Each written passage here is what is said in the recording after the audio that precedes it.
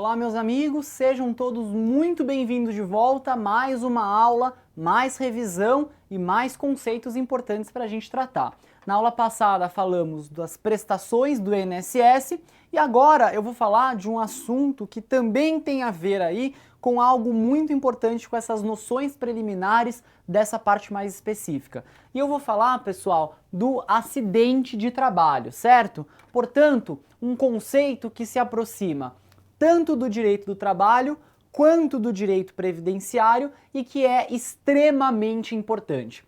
Pessoal, desse artigo gigantesco que está aqui, o que importa de verdade, que a gente vai tratar aqui nesse slide, é esta inicial definição. Acidente do trabalho é o que ocorre pelo exercício do trabalho a serviço da empresa ou pelo exercício do trabalho dos segurados, aí ele se refere aos artigos 11, são os equiparados, né? Então, todos aqueles que prestam serviços, é isso que está ali no artigo 11, provocando lesão corporal ou perturbação funcional. Então, olha só, lesão corporal ou perturbação funcional que cause a morte ou a perda ou redução permanente ou temporária da capacidade para o trabalho. Então, pessoal, vejam só, a gente começa falando desse assunto, nos apropriando, aliás, nós começaremos a falar desse assunto, nos apropriando do conceito de acidente do trabalho. Portanto, como eu disse, uma matéria que tanto o direito previdenciário quanto outros ramos do direito, em especial o direito do trabalho, gostam de caminhar. Vejam só, quando você fala de acidente de trabalho, você tem alguns elementos aí importantes.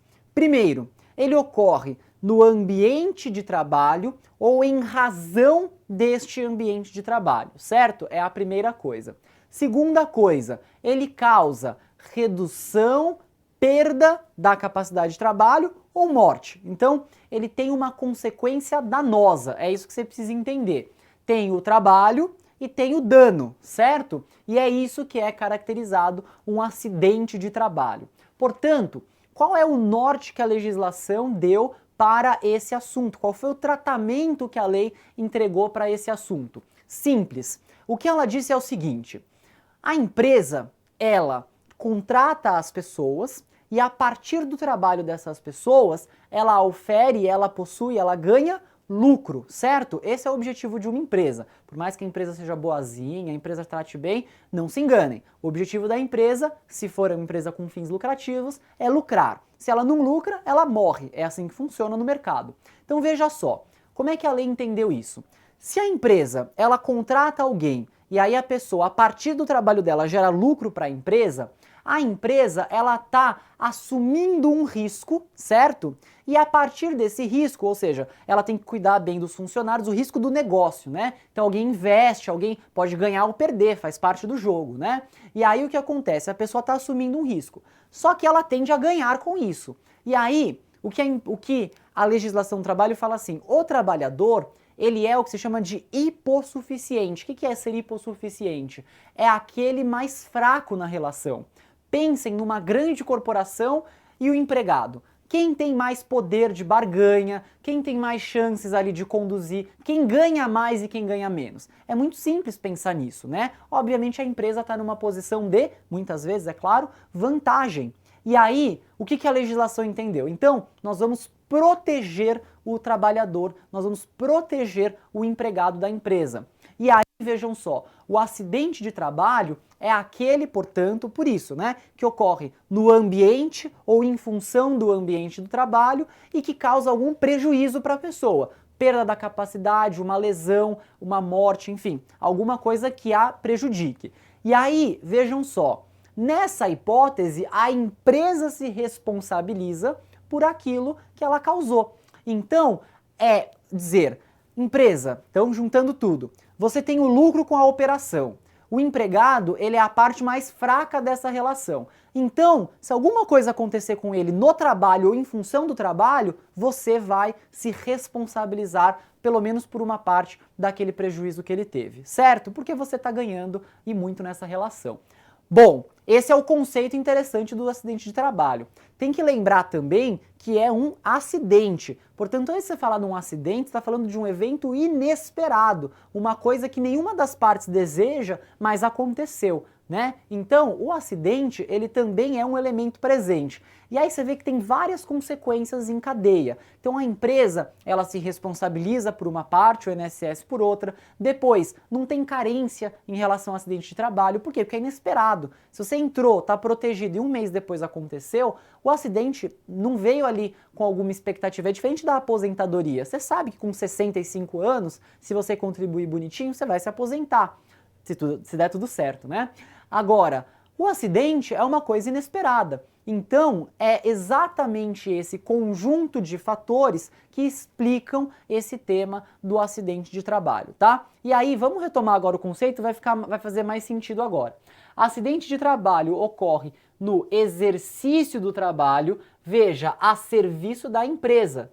Olha só como tem uma relação direta, certo? Exercer o trabalho é trabalhar, né? A serviço da empresa é trabalhar para a empresa. Seu chefe te mandou fazer um relatório, seu chefe te mandou fazer alguma coisa aí num lugar, ele mandou você trabalhar para quem? Para a empresa.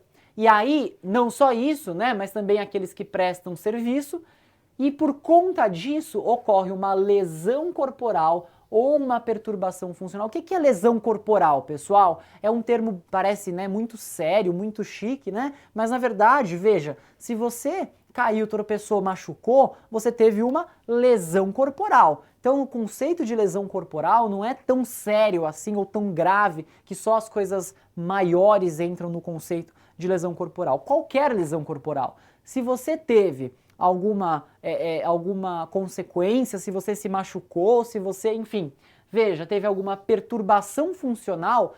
Perturbação funcional, pessoal, a gente tem visto muito nesses tempos aí em que todo mundo digita muito e tal, essa lesão por esforço repetitivo, não é? O LER. Isso é uma perturbação funcional. E veja, veio do ambiente de trabalho. Por que você teve uma lesão por esforço repetitivo? Porque você estava digitando muito. Mas você estava digitando muito por quê? Você estava escrevendo uma grande poesia? Não, porque eu estava escrevendo os relatórios, eu estava exercendo a minha atividade profissional. Então aí veja, tem um nexo de ligação, a gente vai falar um pouco melhor sobre isso daqui a pouco, mas que justifica esse acidente de trabalho, tá bom? Então esse é o conceito maior que a gente precisava trabalhar e que agora a gente consegue estabelecer.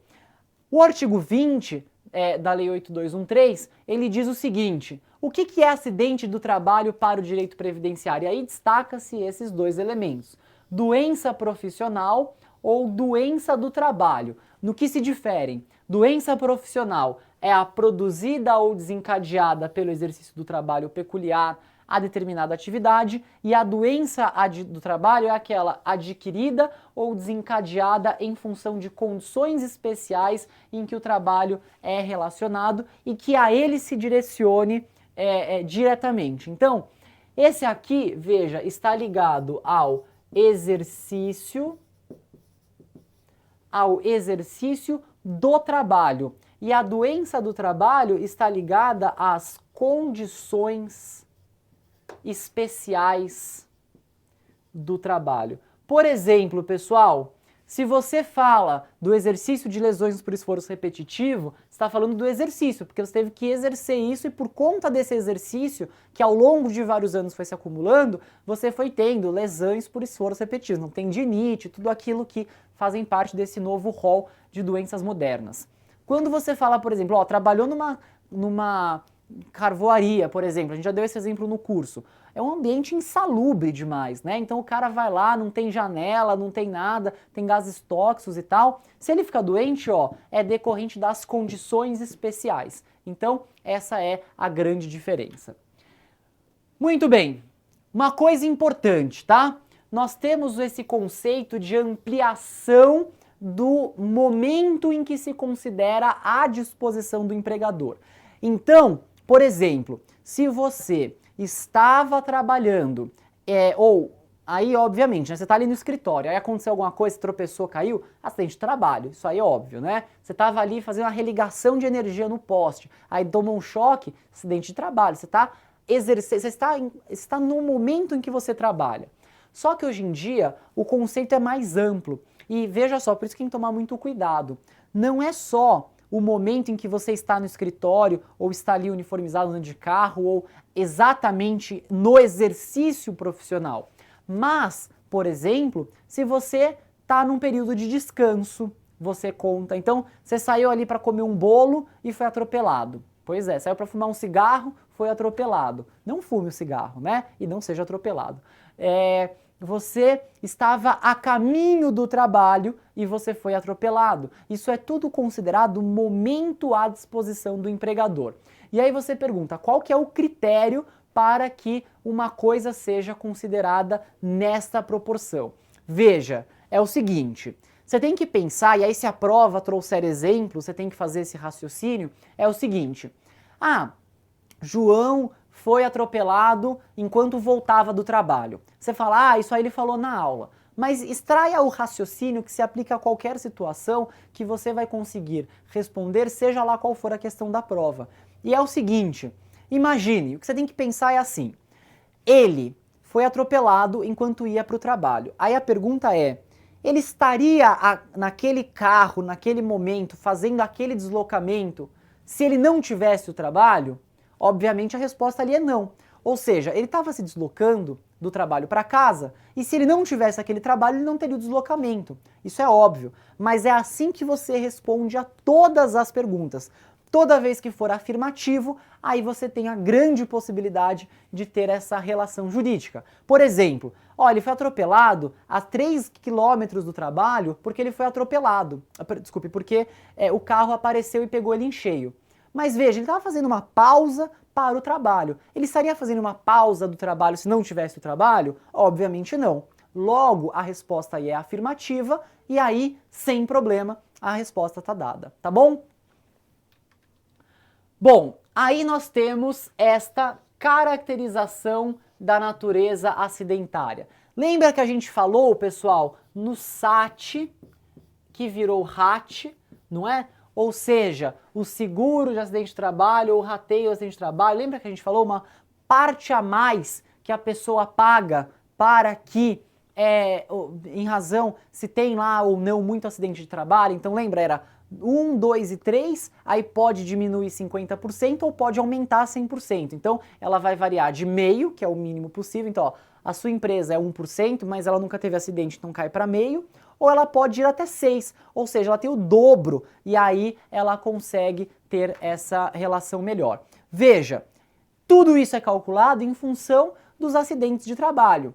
Então, esta caracterização, este CAT, ele é, na verdade, a comunicação obrigatória que a empresa tem que fazer toda vez que acontece um acidente de trabalho. Então, a lógica é a seguinte: aconteceu um acidente de trabalho, você precisa fazer isso aqui, nexo técnico epidemiológico. Precisa decorar esse nome? Claro que não, mas é só para lembrar. Se tem o nexo existente entre o trabalho e o que aconteceu, aí a empresa precisa reconhecer e comunicar isso para o INSS e aí com base nisso a empresa vai ser classificada. E se a empresa não faz? Aí ela é multada, ela está agindo contra a lei, porque a lei impõe a ela o dever de reportar todos os fatos de natureza acidentária. Tudo bem?